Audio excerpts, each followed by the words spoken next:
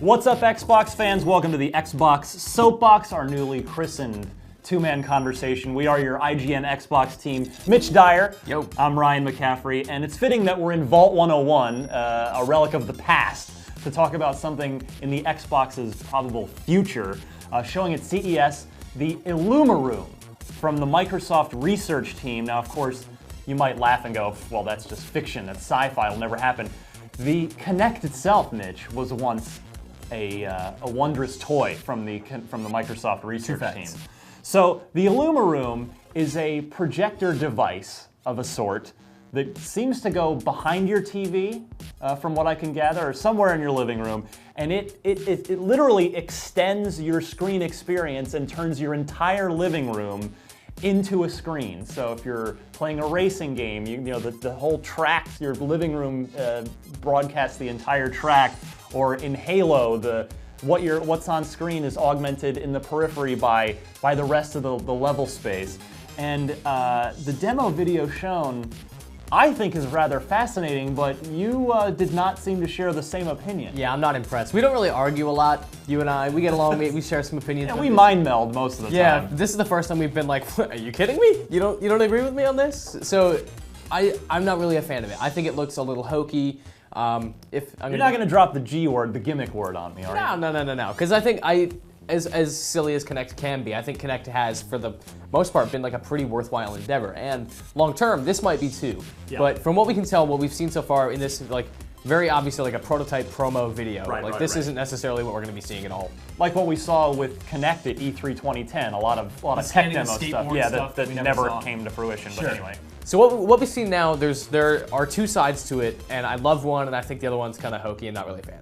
So the stuff that I like is like seeing particle effects. Like we see the karting game, and the snow is falling, and that looks like really serene. I feel like that could add to the experience. Yes. Someone shoots a shotgun, and everything in your room just ripples a little bit. Yeah. Those are really subtle. I think they're really effective. But then we get to things like the map of the world that you're on, projected onto your walls. I think that looks really strange, and I think that would take away from it more than anything else, because I'm going to see an enemy over here, my TV is here, my natural process in my brain is I need to look over there to get him, but what I'm going to do is shift my screen into my television, and I think that's really bizarre.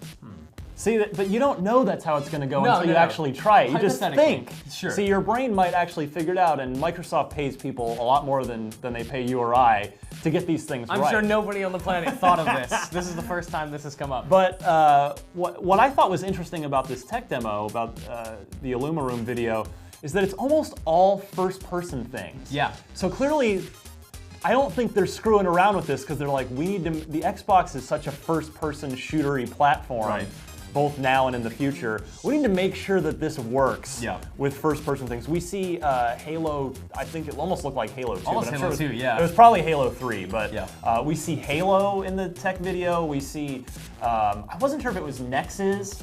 That's what I thought it was too. You know, we see a flamethrower, and we see flames coming off in your living room off the flamethrower.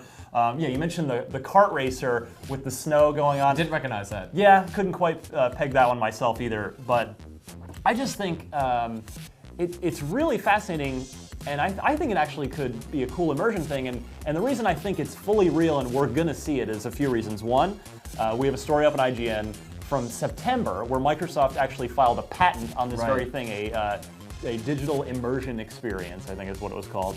Two, if you remember the big leak, the big 56-page Future of Xbox roadmap leak from over the summer, there's a thing called Fortaleza in there, which is glasses, and it's like augmented reality in your living room with glasses. And this is without glasses, so it's very similar.